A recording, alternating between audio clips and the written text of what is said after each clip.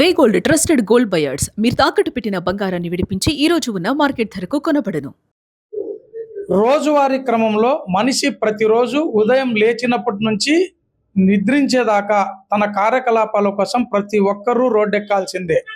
ఇలాంటి సందర్భంలో ప్రస్తుతం ఉన్నటువంటి ఈ బిజీ ప్రపంచంలో పెద్ద ఎత్తున వాహనాల రాకపోకలు రహదారులపైన జరుగుతుంటాయి. ఇలాంటి నేపథ్యంలో ఏదైనా అనుకోకుండా ప్రమాదవశాత్తు మనిషి ప్రమాదానికి గురి అయితే అలాంటి వ్యక్తికి ఖచ్చితంగా ఏదైనా ప్రమాదవశాత్తు కాలు విరిగినా లేక ఇంకా ఏదైనా ప్రాణాపాయ స్థితి వచ్చినప్పటికీ ప్రమాదాల్లో చిక్కుకున్నటువంటి వారికి ప్రభుత్వం ఒక సరికొత్త స్కీమ్ని తీసుకొచ్చింది.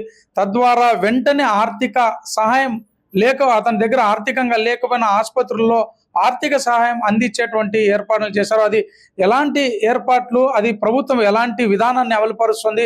ప్రస్తుతం మన చెంత అనంతపురం ట్రాఫిక్ సిఐ వెంకటేష్ నాయక్ ఉన్నారు. మరిన్ని వివరాలు అడిగి తెలుసుకుందాం.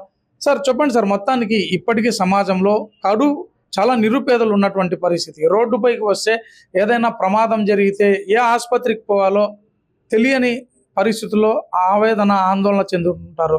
కనీసం ఒక 10,000 రూపాయలు జోలో ఉండనటువంటి పరిస్థితి. మళ్ళీ అలాంటి వ్యక్తి ఆసుపత్రిలో ఏదైనా ప్రమాదానికి గురైతే కాలు విరిగినా చేయి విరిగినా ఇంకా ఏదైనా ప్రమాద పరిస్థితి ఎలాంటి సహాయం అందుతుంది సార్ ప్రభుత్వం నుంచి? ఫస్ట్ ఆఫ్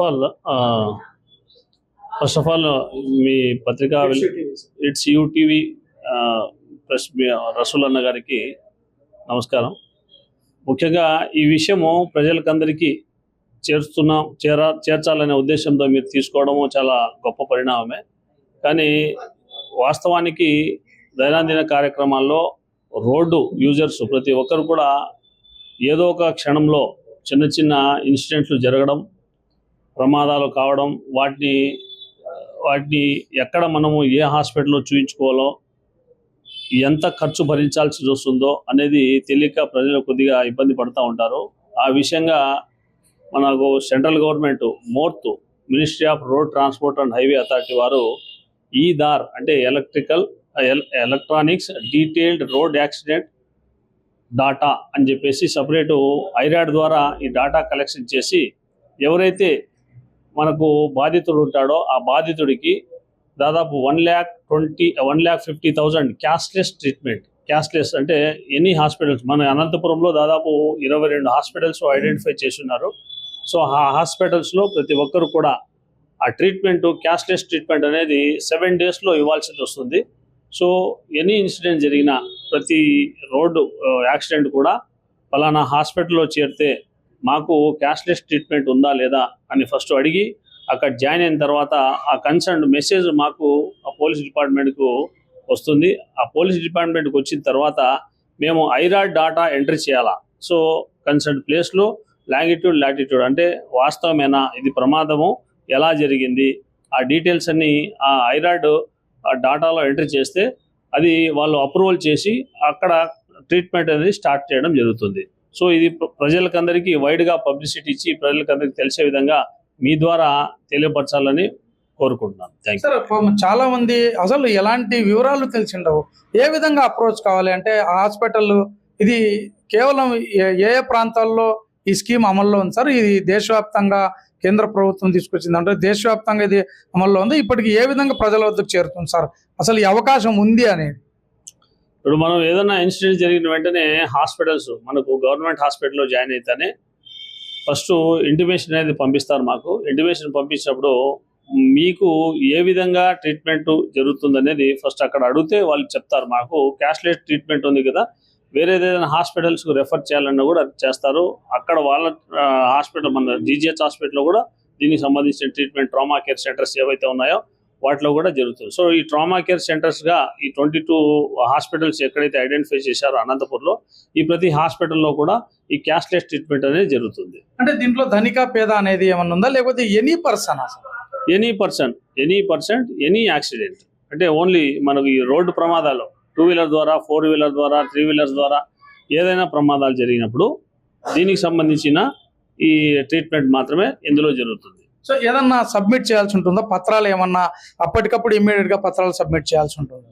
లేదండి, ఇప్పుడు యాక్చువల్గా ట్రామా కేర్ సెంటర్లో ఫస్ట్ మనం జాయిన్ అయితేనే ఫస్ట్ ఎయిడ్ కండక్ట్ చేస్తారు. కండక్ట్ చేసిన తర్వాత మనకి ఏ విధంగా జరుగుతుందని కనుక్కుంటారు. కనుక్కున్న తర్వాత కన్సర్న్ స్టేషన్స్కి ఈదార్ అనేది ఆ మెసేజ్ పంపిస్తారు. సో మేము మా హాస్పిటల్లో పలానా వ్యక్తి ఈ విధంగా మీకు ఇందాక చూపించున్నాను, ఆ విధంగా ఎక్కడైనా జాయిన్ అయితే ఫస్ట్ మెసేజ్ వస్తుంది కన్సర్న్ SHOస్కి.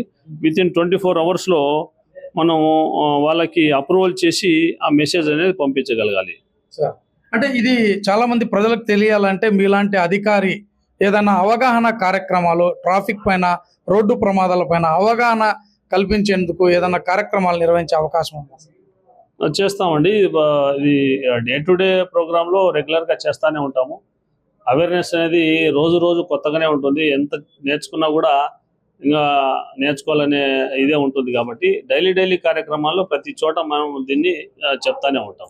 యాక్చువల్గా ధనికులకేమో కానీ ఒక పేదవారికి మాత్రం ఇది ఒక ధైర్యమే కదా సార్, ఇలాంటి అవకాశం కేంద్ర ప్రభుత్వం కల్పించడం కూడా.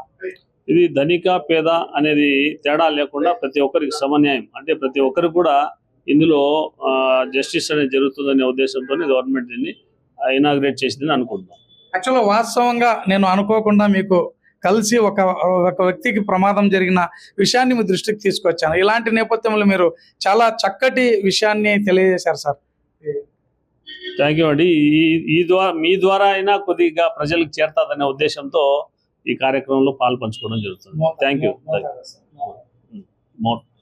ఇది ఈ విధంగా మొత్తం పైన మోర్త్ అనేటువంటిది ఒక కేంద్ర ప్రభుత్వం తీసుకొచ్చినటువంటి ఒక పథకం ద్వారా ఏదైనా పేదలు కానీ ధనికులు కానీ ఎవరైనా కానీ అనుకోకుండా ప్రమాదానికి గురైతే ఈ మోర్త్ అనేటువంటిది ఒక క్యాష్లెస్ ట్రీట్మెంట్ ఆసుపత్రుల్లో ఉంది అనేటువంటి విషయాన్ని అనంతపురం ట్రాఫిక్ సిఐ వెంకటేష్ నాయక్ చెప్పారు. ఇది చాలా వినియోగకరంగా ఉంటుంది, పేదలకు ఒక ధైర్యాన్ని కూడా ఇచ్చేటువంటి అవకాశం ఉంటుంది. ఎందుకంటే కనీసం రూపాయి జోబిలో ఉండనటువంటి పరిస్థితి కొన్ని సందర్భాల్లో పేదలకు. ఇలాంటి సందర్భంలో ఏదైనా ప్రమాదానికి గురైతే 1.5 లక్ష దాకా ఉచితంగా క్యాష్లెస్ ట్రీట్మెంట్ ఉంది అనేటువంటి విషయాన్ని నిజంగా వెంకటేష్ నాయక్ సిఐ బహిర్గతం చేయడం మాత్రం చాలా అద్భుతమైనటువంటి విషయంగా కూడా చెప్పవచ్చు. రసూల్ ఇట్స్ టీవీ, అనంతపురం జిల్లా నుంచి.